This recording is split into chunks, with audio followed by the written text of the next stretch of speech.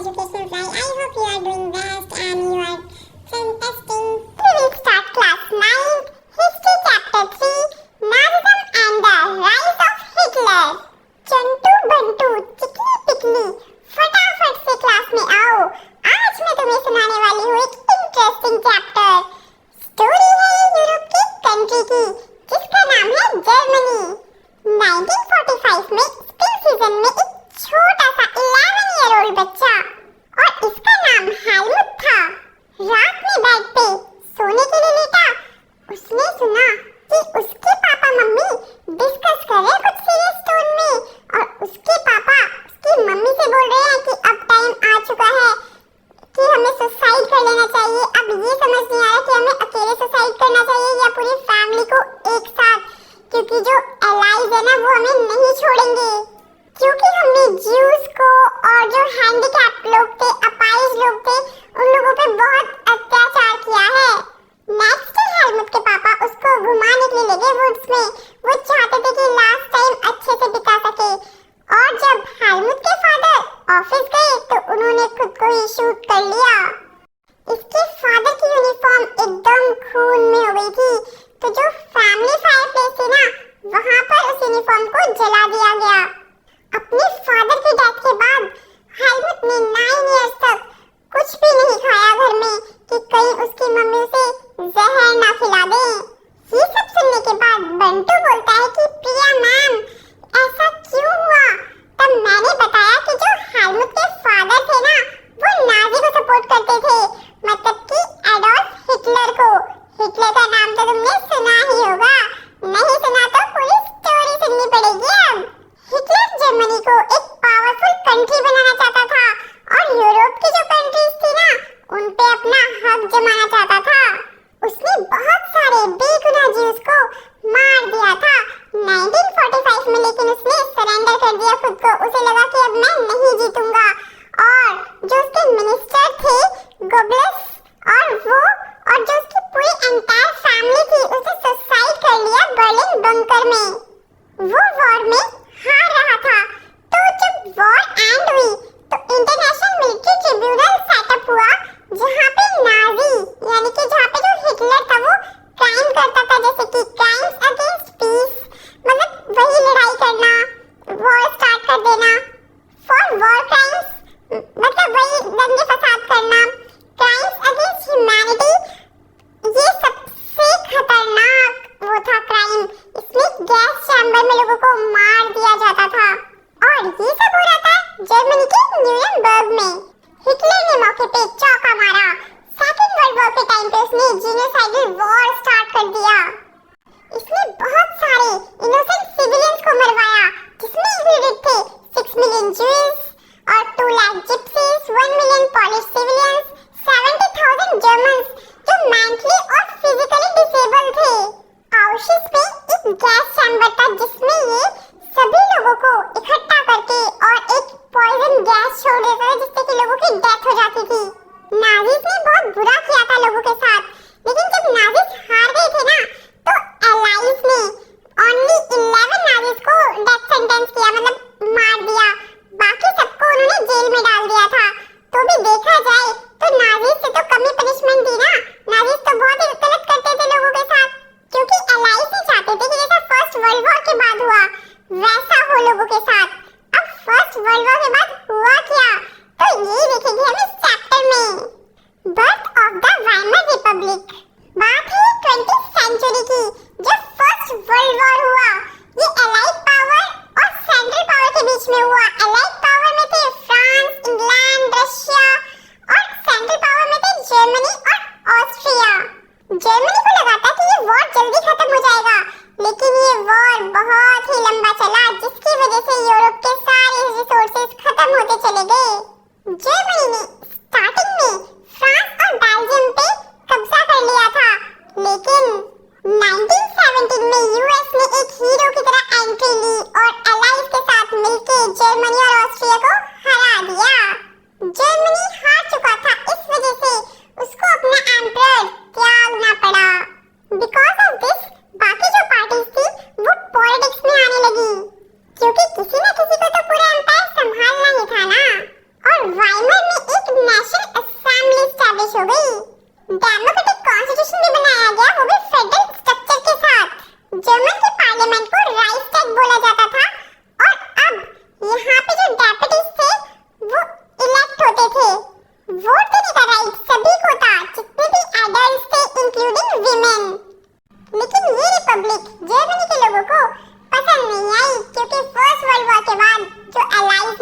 Germany के लोगों के साथ वो बहुत ही बेकार था। एक पीस ट्रीटी रखी थी वर्साइल में। उसके अकॉर्डिंग जो जर्मनी है उसने अपनी ओवरसीज कॉलोनीज लॉस कर दी, 10% पॉपुलेशन, 13% अपनी टेरिटरी, 75% आयरन, 26% कोल, ये सब कुछ उसने लॉस कर दिया। इतना नुकसान हो गया था जर्मनी का इस पीस ट्रीटी की वजह से। मिलिट्री भी छीन ली थी जिससे कि जो जर्मनी है वो अलाइड पावर से लड़ ही ना सके। और वॉर गिल्ट क्लॉज के अकॉर्डिंग जर्मनी रिस्पॉन्सिबल है अलाइड कंट्रीज ने जो सफर किया, जो भी नुकसान हुआ वॉर में, उन सब का।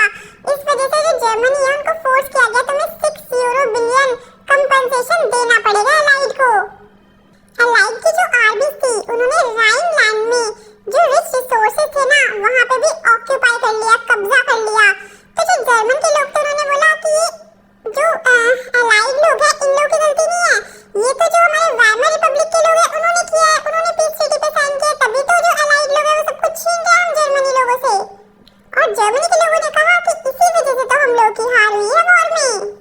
The effects of the war, इस वॉर का जर्मनी के लोगों पे साइकोलॉजिकली और फाइनेंशियली बहुत ही बुरा असर पड़ा था। जो भी कंट्री पैसा दिया करती थी अब उनकी हालत इतनी बुरी हो चुकी थी कि वो पैसे मांगने लगी थी और कंट्री से। जो पर्सन वाइमर रिपब्लिक को सपोर्ट करता था, चाहे वो सोशलिस्ट हो, कैथलिक्स हो या डेमोक्रेट्स हो, तो उन्हें कहा जाता था कि आप लोगों की वजह से पूरा जर्मनी सफर कर रहा है क्योंकि आप लोगों ने ही पीस ट्रीटी पर साइन किया था। तो इसको बोला जाता था नवंबर क्रिमिनल्स, क्योंकि जर्मनी के लोग वाइमर रिपब्लिक के लोगों को एक क्रिमिनल की नजर से देखा करते थे। फर्स्ट वर्ल्ड वॉर की वजह से यूरोप की सोसाइटी और पॉलिटी पे काफी गहरा असर पड़ा था। सोल्जर्स को भी सिविलियन से ज्यादा इंपॉर्टेंस मिलने लगी थी। पॉलिटिशियंस ने कहा कि जो मैन है उन्हें एग्रेसिव, स्ट्रांग और मस्कुलिन होना चाहिए। वैसे बस कहने की बात थी कि सोल्जर्स को इंपॉर्टेंस मिल रही है, बेचारे सोल्जर्स तो इतनी बुरी हालत में रहते थे, ट्रेंचेस मतलब जो गड्ढे होते थे उनमें रहते थे और वहां भी पॉइजनस गैस और एनिमी शेलिंग, मतलब इन सब चीजों का उन्हें सामना करना पड़ता था। Political radicalism and economic crisis, जैसे रशिया में रशियन रेवोल्यूशन में बोल्शेविक पार्टी थी, इसी तरीके से जर्मनी में भी स्पार्टसिस्ट लीग बनी। इन स्पार्टसिस्ट लीग के लोगों की डिमांड थी कि हमारी कंट्री सोवियत स्टाइल गवर्नेंस बने, लेकिन सोशलिस्ट, डेमोक्रेट्स और कैथोलिक्स नहीं चाहते थे कि सोवियत स्टाइल गवर्नेंस बने जर्मनी में। तो इन्होंने बोला स्पार्टसिस्ट लीग से कि तुम ना वाइमर रिपब्लिक में आओ, हम बैठ के मीटिंग करते हैं, फिर देखते हैं कि कैसे क्या करना है अपनी कंट्री का। स्पार्टसिस्ट लीग को वाइमर रिपब्लिक में बुलाने के बाद सोशलिस्ट, डेमोक्रेट्स और कैथोलिक ने उनको क्रश करने की कोशिश करी। फ्री कॉप्स की हेल्प लेके, फ्री कॉप्स जो सेना थी, जो मिलिट्री थी, उनसे कहा कि जो स्पार्टसिस्ट लीग है ना इनको क्रश कर दो, मार दो। स्पार्टसिस्ट इससे बहुत दुखी हुए और उन्होंने खुद की एक पार्टी बना ली जिसका नाम था कम्युनिस्ट पार्टी ऑफ जर्मनी। 1923 में ये जो पॉलिटिकल लड़ाई हो रही थी, स्पार्टसिस्ट जिन्हें कम्युनिस्ट बोला गया था और जो इनके अगेंस्ट में सोशलिस्ट थे, मतलब जो कम्युनिस्ट और जो सोशलिस्ट की लड़ाइयाँ हो रही थी, इसकी वजह से पूरे जर्मनी में इकोनॉमिक क्राइसिस आने लगी। अब जर्मनी के पास पैसा तो था नहीं, तो इन लोगों ने लोन भी लिया और गोल्ड पे भी लोन लिया। अब सब कुछ सारा गोल्ड खत्म हो गया, सारे पैसे खत्म हो गए, कोई इनको लोन नहीं दे रहा, तो अभी लोन इनको वापस तो करना पड़ेगा ना। तो जर्मनी ने मना कर दिया कि भाई हम तो लोन दे नहीं सकते वापस, कैसे रिपे करें।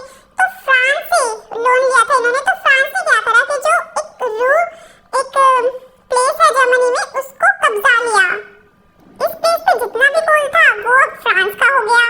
अब मनी रिलेटेड प्रॉब्लम इतनी ज्यादा होने लगी कि जर्मनी है ना उसने ज्यादा से ज्यादा पेपर करेंसी प्रिंट करना शुरू कर दी, मतलब जो नोट थे ना नंबर ऑफ नोट्स ज्यादा प्रिंट करने स्टार्ट कर दी, जिससे कि जो लोग हैं उनको पैसा मिल पाए। लेकिन ये चीज गलत थी। अब पैसा तो ज्यादा प्रिंट कर लिया, अब सामान ही नहीं है, गुड्स ही नहीं है, तो ज्यादा से ज्यादा तुम पैसा दोगे तब जाकर तुम्हें थोड़ा सा सामान मिलेगा। इस तरीके की प्रॉब्लम आने लगी। जर्मनी की जो करेंसी है उसका नेम है मार्क। तो $1 के इक्वल 24,000 मार्क थे जुलाई में।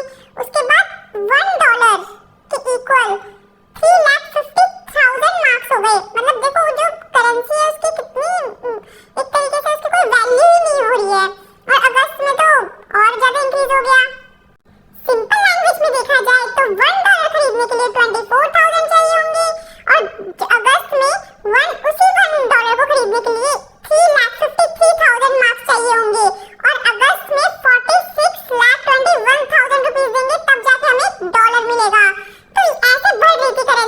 देखा जाए तो वैल्यू कितनी डिक्रीज हो रही थी करेंसी की, मतलब $1 खरीदने के लिए हमें इतना ज्यादा मार्क देने पड़ रहे थे।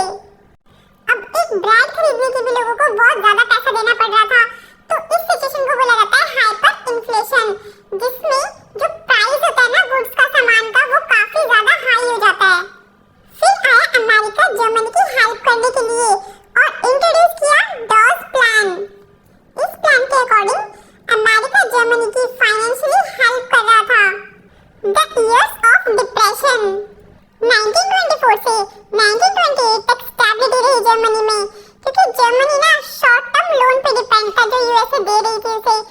बट अचानक ही यूएसए में वॉल स्ट्रीट एक्सचेंज क्रैश हो गया, मतलब जो शेयर मार्केट है वो फॉल हो गई, गिरती चली गई। अब इस वजह से लोगों को डर लग गया और उन्होंने अपने शेयर्स बेचने स्टार्ट कर दिए। देखा जाए तो यूएस में भी बहुत ज्यादा इकोनॉमिक क्राइसिस आने लगी। एक ही दिन में 24 अक्टूबर को 30 मिलियन शेयर्स बेचे गए और इस वजह से आ गया ग्रेट इकोनॉमिक डिप्रेशन।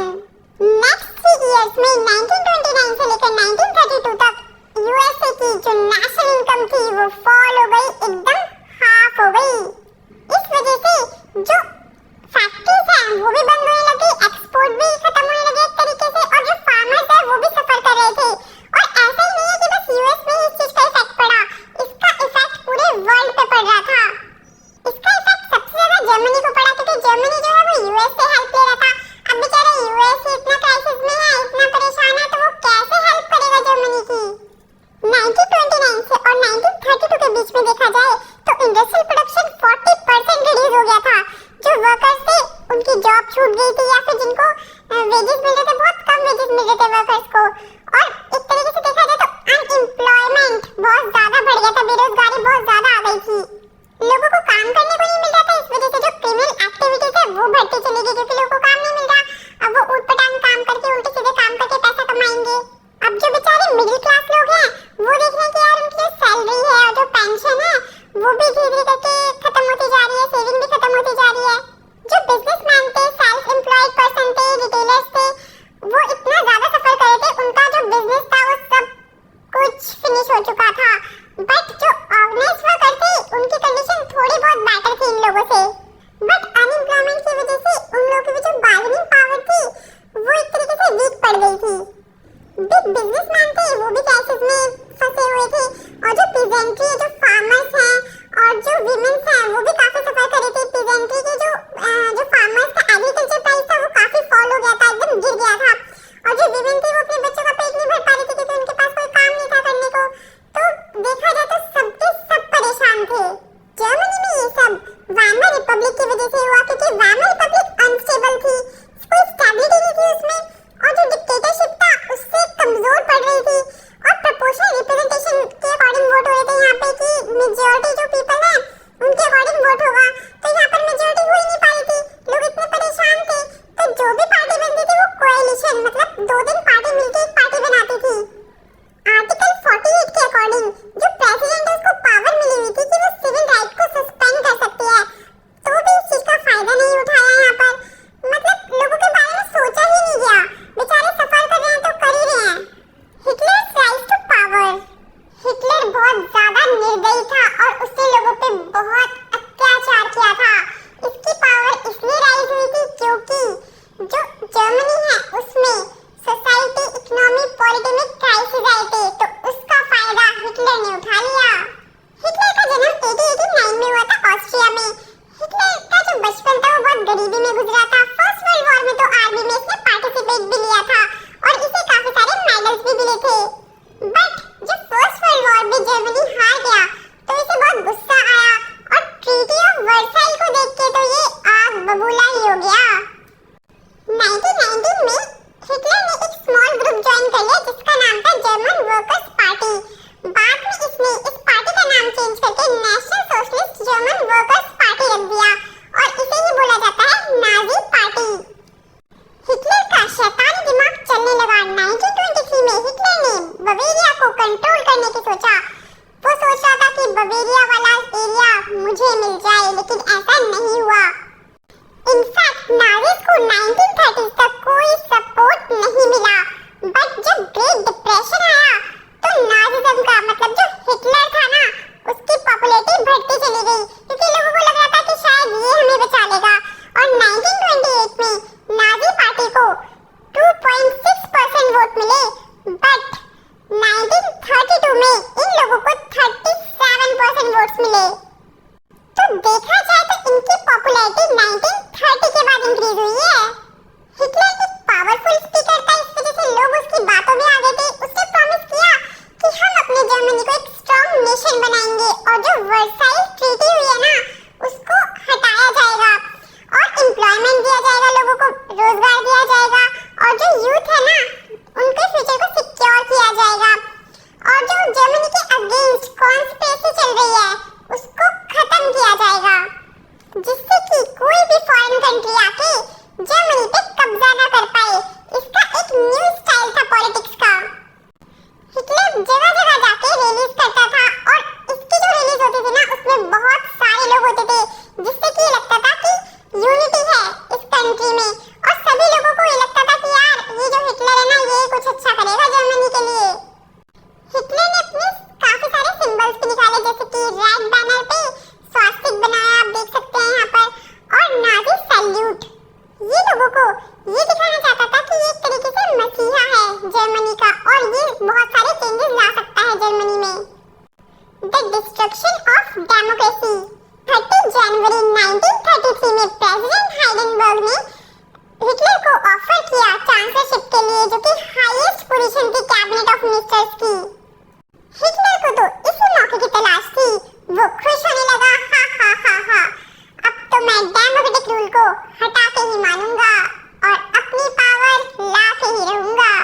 अचानक से जर्मनी के पार्लियामेंट में आग लग जाती है, तो इसका फायदा हिटलर उठाता है और बोलता है कि फायर डिक्री, मतलब कि एक आदेश जो हिटलर का है, उसके अकॉर्डिंग 28 फरवरी 1933 में सभी लोगों का सिविल राइट सस्पेंड कर दिया जाता है, जैसे कि फ्रीडम ऑफ स्पीच, प्रेस और असेंबली, इन सभी को सस्पेंड कर दिया जाएगा। अब लोगों की फ्रीडम उनसे छीन ली गई, जो हिटलर बोलेगा वही होगा।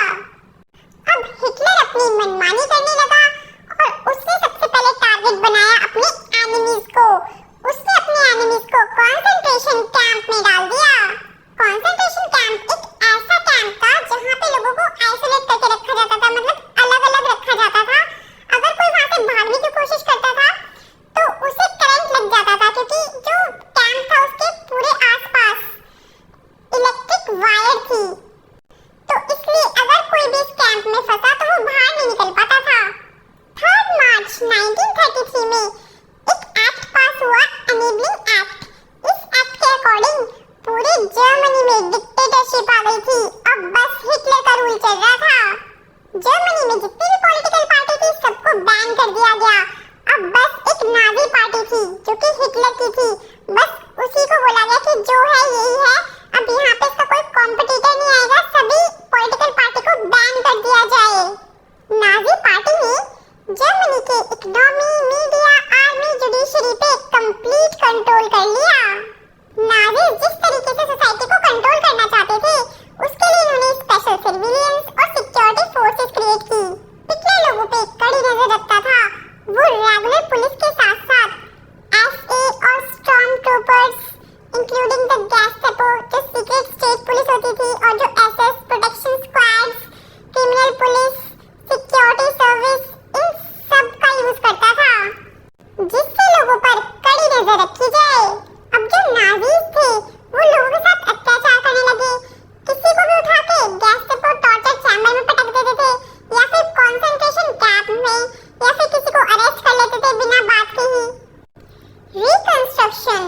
जर्मनी में इकोनॉमिक क्राइसिस तो बहुत ज्यादा थे, तो जो हिटलर था उसने इकोनॉमिक रिकवर करने की रिस्पांसिबिलिटी ज़ाल्माख शाख को दे दी।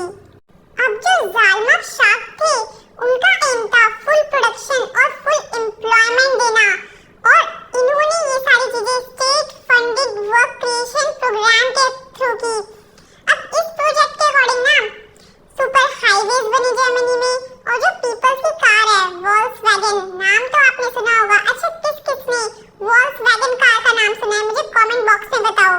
देखा जाए तो हिटलर की फॉरेन पॉलिसी भी काफी अच्छी रही। 1933 में इसने लीग ऑफ नेशन से भी खुद को हटा लिया और 1936 में इसने राइनलैंड पे दोबारा से कब्जा कर लिया। ऑस्ट्रिया और जर्मनी को इंटीग्रेट किया, मतलब एक कर दिया 1938 में। और स्लोगन था इसका one people one empire and one leader. Czechoslovakia का एक पार्ट जिसका नाम था सुडेटेनलैंड, उसको भी हिटलर ने अपने कब्जे में कर लिया। यहाँ पे जर्मनी की लैंग्वेज बोली जाती थी और धीरे-धीरे चेकोस्लोवाकिया को भी अपने अंडर में कर लिया। इंग्लैंड ये सब होते हुए देख रहा था, लेकिन वो कुछ नहीं बोल रहा था क्योंकि उसे पता था कि जो पीस ट्रीटी हुई थी उसकी वजह से जर्मनी के लोगों ने काफी सफर किया है। हिटलर अभी भी शांत नहीं हुआ था, उसे चाहिए था कि मैं और कंट्री पे अपना कब्जा कर लूं। तो ये सब देख के ना जो शार्क था उसने एडवाइस किया हिटलर को कि देखो ऐसे इन्वेस्टमेंट मत करो, वैसे ही हमें और कंट्री से पैसा ले लेकर तब अपना काम चलाना पड़ रहा है और तुम ये पैसा भी पूरा वॉर में खर्च कर दोगे तो कैसे काम चलेगा। तो फिर हिटलर ने बोला चल चल तू क्या मुझे सिखाएगा, भाग यहाँ से। शार्क बोलता है कि अरे हद है हिटलर, तुमने खुद ही तो मुझे रिस्पांसिबिलिटी दी है कि मैं पूरा इकोनॉमिक को रिकवर करूं। अब तो मुझे जाना ही पड़ेगा, मैं जा रहा हूँ। हिटलर को इस चीज पे कोई फर्क नहीं पड़ा और हिटलर ने सोचा कि मुझे जो इकोनॉमिक क्राइसिस है ना, इसके लिए मुझे अलग-अलग टेरिटरी पे कब्जा करना पड़ेगा, वहाँ से रिसोर्सेज लेने पड़ेंगे, तब मेरा काम चलेगा। सितंबर 1939 में हिटलर ने पोलैंड पे आक्रमण कर दिया और उसे भी अपने कब्जे में कर लिया। इसी वजह से स्टार्ट हुई थी सेकेंड वर्ल्ड वॉर और फ्रांस और इंग्लैंड में भी लड़ाई स्टार्ट हो गई थी। 1940 में ट्राई-पार्टी पैक्ट हुआ जिसमें जर्मनी, इटली और जापान एक साथ हो गए। इस वजह से बोला गया try. Try means three country एक साथ हो गई। अब हिटलर की पावर और स्ट्रांग बन गई। 1940 में तो हिटलर की पावर सबसे ज्यादा स्ट्रांग थी, हर जगह हिटलर के ही चर्चे हो रहे थे। अब हिटलर ने सोचा हा अब तो मैं ईस्टर्न यूरोप के जो कंट्रीज हैं उन पे भी कब्जा करूंगा। अब जो मेरा लॉन्ग टर्म एम था वो कंप्लीट होने वाला है लगता है। वेस्टर्न फ्रंट से तो लड़ ही रहा था, जो फ्रांस और इंग्लैंड है उससे तो जर्मनी लड़ ही रहा था, लेकिन साथ साथ इसने ईस्टर्न फ्रंट के साथ भी लड़ाई स्टार्ट कर दी। इसने अटैक कर दिया सोवियत यूनियन पर 1941 में।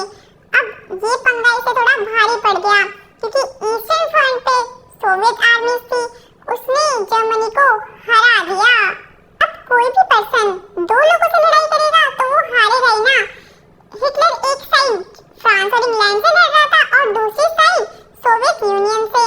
तो जो सोवियत की रेड आर्मी थी उन्होंने हराना ही था ना इसको।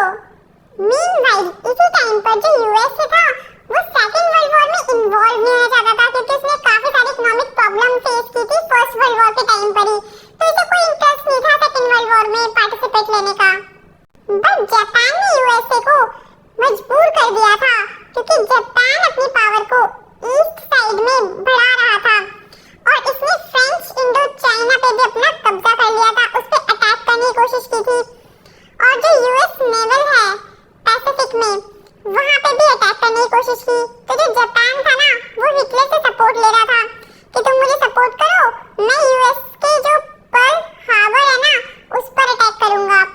तो वहां पर उसने अटैक किया। जैसे ही अटैक किया तो यूएस को आना ही पड़ा सेकेंड वर्ल्ड वॉर में। और सेकेंड वर्ल्ड वॉर में जैसे यूएस आया 1945 में ये वॉर एंड हो गई और हिटलर हार गया। यूएस ने जापान से बोला बेटा हमसे पंगा, रुक अभी बताते हैं हम तुझे। जापान में जो हिरोशिमा है ना वहां पर यूएस ने एटम बम गिरा दिया और जापान की हालत खराब हो गई। अब आप सबको ये आइडिया लग गया होगा कि ये जो वॉर हुआ ये हिटलर की वजह से हुआ। ना हिटलर होता